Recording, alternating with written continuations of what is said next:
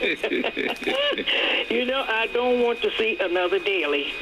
And we, the people, need to demand the officials do something about these ballots and voting machines. It is unbelievable with all this technology, it has to be this much confusion every time. And Florida seems to be a problem always. And finally, I think that's intentional. Pardon? I think it's intentional. Yeah, I think so also. Yeah. And finally, since Target is closing in February, it would be nice if some businessmen would get together and open a market, you know, since we're in a food desert, and maybe they could sell some shares or something in it, because that's a nice store up there. Which one? And Which one? Owns 86 in Cottage Grove. Oh, okay. Well, they're closing one at 86 in Cottage Grove and 119. Yeah, 119 also, I think, in Morgan Park. Well, so that would be both the buildings. So yeah. Target all right, then. buildings will redevelop their own locations. All right. And thank you all, and have a wonderful Sunday. Okay, and have a happy Thanksgiving, Eunice. And I think it would be great to buy those 2 units up and subdivide the space, because put what there? Put smaller businesses there. That's what sustains communities, are not big box stores. What sustains communities are more smaller businesses that are operating, that people have a variety of different choices for. That's what sustains communities, not big boxes. But you got to have profitable businesses, and people have to know how to run a business.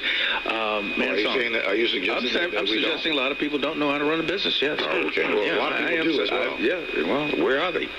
You know, where are they? You know, we have no black gas stations in the it's city not about of where Chicago. are they. It's about where's the money. Well, that's why we need to control the power. Okay, Manson, you're on. Hey, Hotep to the 2 and do. Hotep.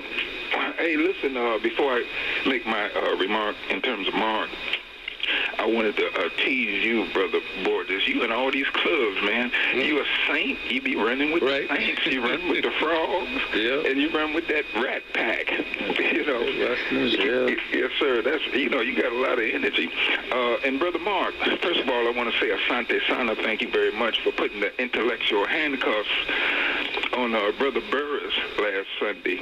And I really appreciate you being steadfast and going against the grain. And I want to let you know that last night I got my step on out there at the Belvedere Chateau out there in Palos Hills, and Brother Willie Wilson was out there. Where's the Belvedere Chateau? See? I heard out there on 8,000 West on 103rd Street. Oh, my God, you way over there. Yeah, and so, Mark, I distributed the pass-out literature that I have available to at least 150 people. And on that literature, it says, let's follow the advice of Mark Wallace. He urges us not to be concerned right now about who is in the mayor race. He urges us to concentrate on building the 10 by 10 block voting structure. We can then decide who we will collectively put in office. So just wanted to let you know that, bro. Okay. Yeah. All right. Listen, I think that we can, because you're going to have candidates, right? That's a given. You're going to have candidates.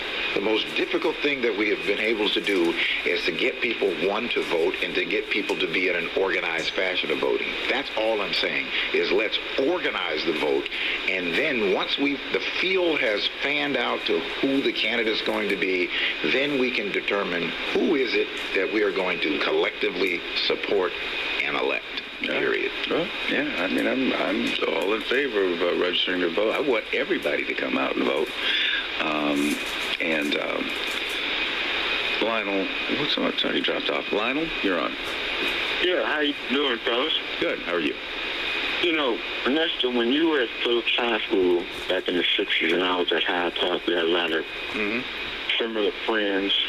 And I know I've been involved in civil rights and activism since King came in 66 when I was 15. I was at the Democratic convention. I didn't come here from somewhere else. I have at least a good 40-year perspective on what's happening in Chicago. Okay. And my sense is that the new Democratic Party is developing a strategy to split the vote by putting in a lot of these candidates so they can split the vote up to a small group of organized voters that they're able to mobilize to win. But I don't think that that's going to happen this time. I really appreciate what Mark Wallace is saying and what he's doing. A life lesson that I learned is you got to be careful about being too contentious when you're talking to people, because it turns a lot of people off, even when you're right. The other thing I wanted to mention is I've had a lot of conflict with Congressman Bobby Wright and Bobby Rush. And, I've had, a lot of differences and betrayal. But one of the things I really appreciate about him now is that he took a position with the community and he challenged Target. And for that, I commend him. And what it says to me is that you might disagree with somebody on 99 issues, but if there's something that you can do to support them when they're right, then you should do it. That's my comment. Okay. All right. Thanks, Lionel. Hi, Parker. Brother Hall. Hello.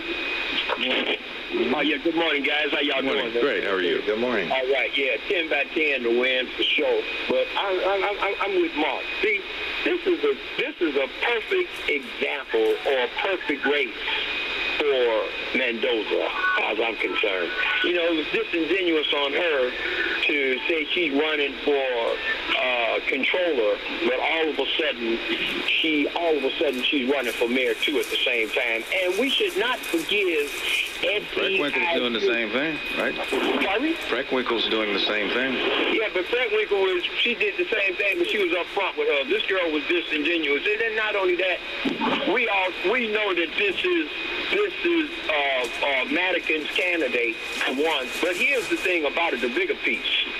SEIU circulated her petitions, the controller petitions, as well as her mayoral petitions. So we need to call them the question.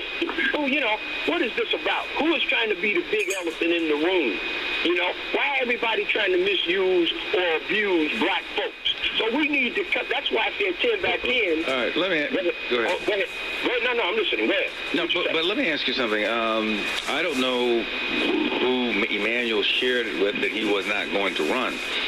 But if you were, and I'm not, supporting Mendoza or anything or her position, but if you're a candidate for an office and then all of a sudden the mayor drops out, are you saying you should not jump in the race if that's one of your ambitions? No, I didn't say that.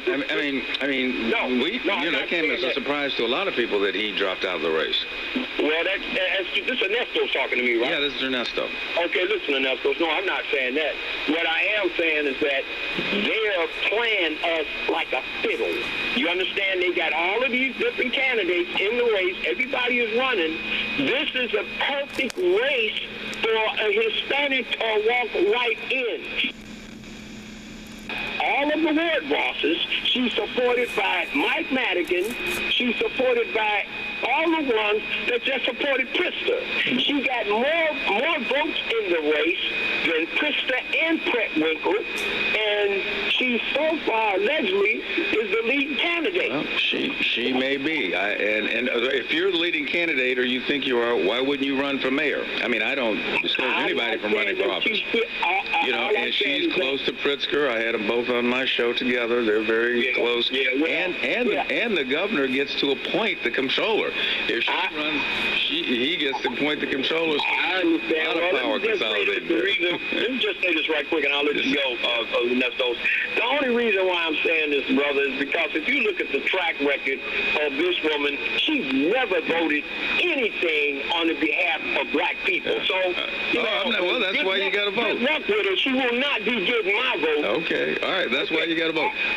The thing is, this is politics. This is dirty. Everybody, if you're looking for good guys and angels, you're in the wrong area here, because people do what they want. If they have ambitions, they go for it.